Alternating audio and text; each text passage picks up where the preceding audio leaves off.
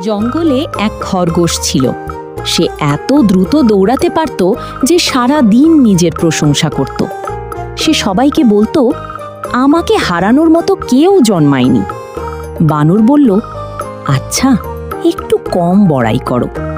খরগোশ হেসে বলল, আমি এত দ্রুত যে বাতাসও বড়াজয়ী করত, আমাকে ধরতে পারে না। পাশেই একটি ছোট্ট কচ্ছপ ধীরে ধীরে হাঁটছিল। খরগোশ তাকে দেখে হেসে বলল, এই গতিতে হাঁটলে তো আগামী বছর গিয়ে পৌঁছাবে। কচ্ছপ শান্তভাবে বলল, ধীরে চললেও আমি ঠিকই পৌঁছে যাই। খরগোশ আরও জোরে হাসতে লাগল। কিছুক্ষণ পর খরগোশ দ্রুত দৌড়াতে দৌড়াতে সামনে থাকা একটি গর্ত দেখতে পেল না। ঠিক তখনই কচ্ছপ চিৎকার করে বলল, সামনে গর্ত, থামো! খরগোশ কোনো মতে থামল, আর এক পা এগোলেই সে গর্তে পড়ে যেত। ভয়ে তার কান দুটো খাড়া হয়ে গেল। বানর গাছ থেকে হেসে বলল, বাতাসকে হারাতে পারো, কিন্তু গর্তকে না।